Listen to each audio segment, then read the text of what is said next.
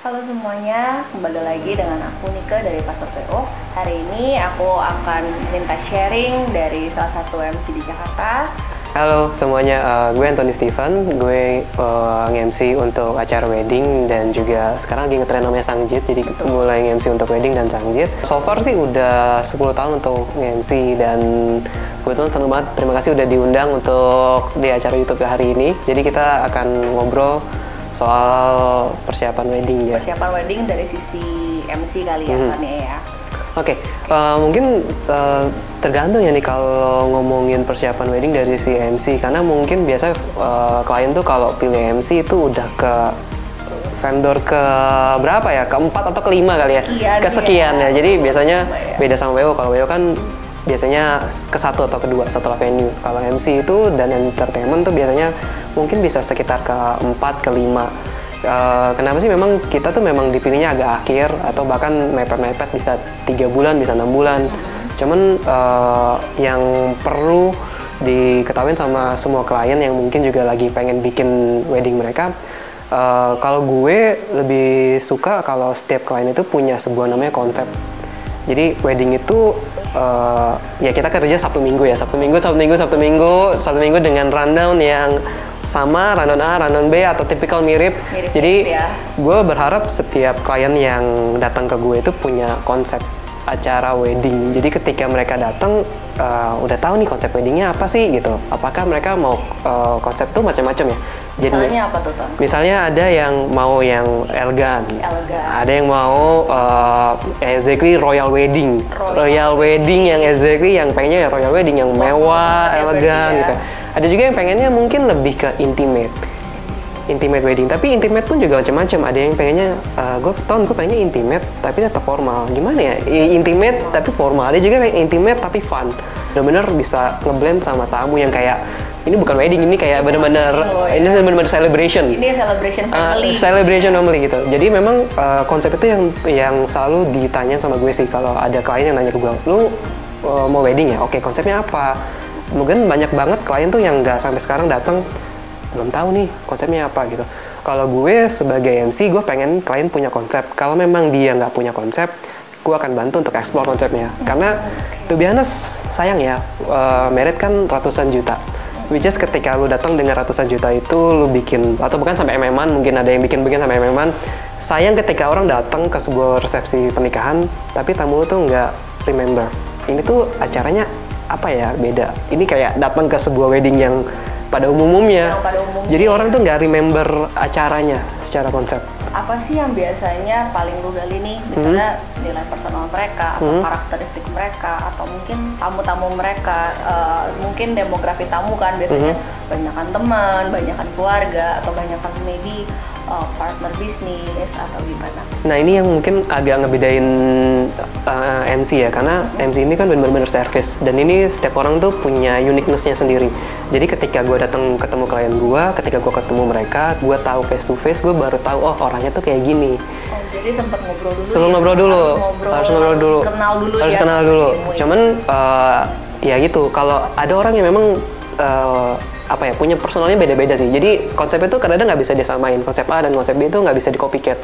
Harus ada stylenya sendiri. Dan mereka setelah kenal kita baru tahu, oh orang ini bisa batas bercanda tuh sampai level A gitu.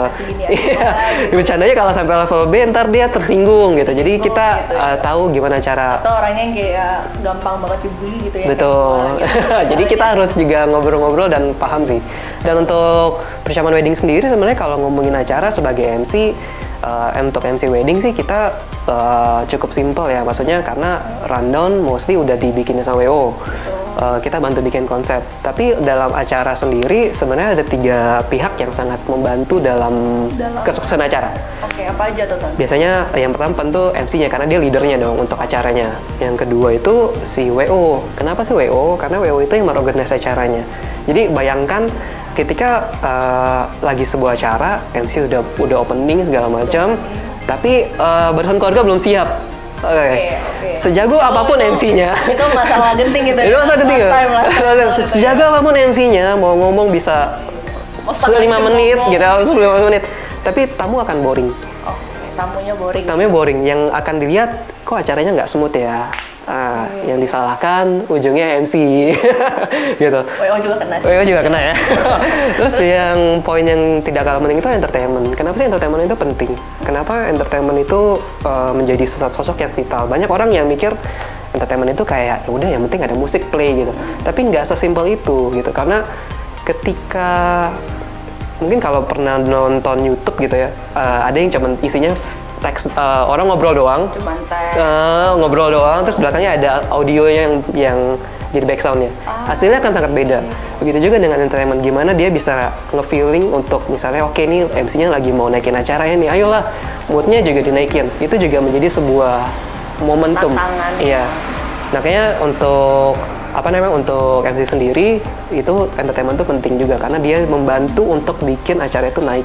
Jadi kalau entertainment tuh bantuin MC banget bikin moodnya ya. Bikin moodnya, betul. Kalau si WO lebih bantu untuk lebih ke organize acaranya, biar terlihat sempurna gitu.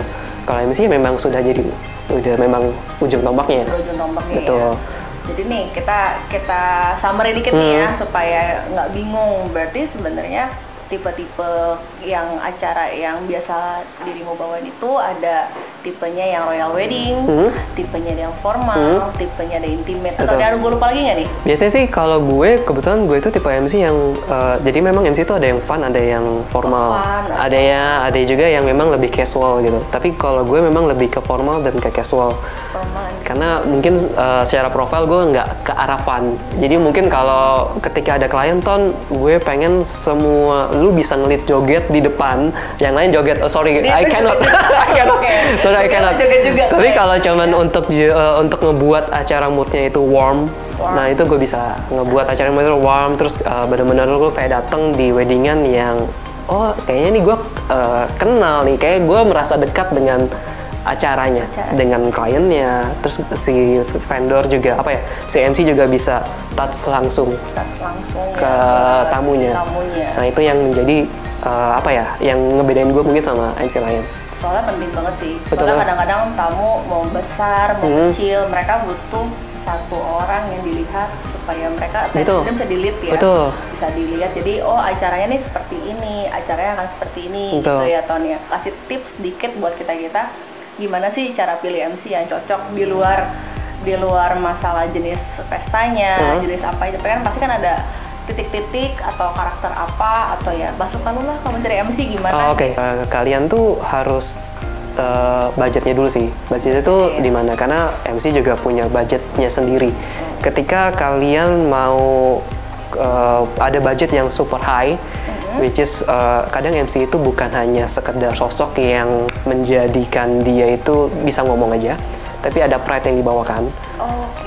Itu ya harus pilih yang sesuai dengan budgetnya. Tapi ketika ada orang-orang yang mungkin yang penting MC bisa ngeliat acara, MC itu bisa kenal satu sama lain dengan kalian, ya kalian adjustnya. Gitu ya. Tapi kalau yang memang ada yang lebih ke budget oriented, udah yang penting jalan aja nih. Nah itu ada juga beberapa orang yang milih itu. Jadi sebenarnya tergantung budgetnya dulu, dan nanti kalian pengen konsep acaranya kayak apa. Setelah udah tahu budget dan konsep acara, baru bisa menentukan MC-nya. Nah, cara nentuin MC-nya gimana sih yang cocok? Nah, itu sebenarnya MC-MC zaman sekarang tuh kalian bisa lihat video YouTube-nya.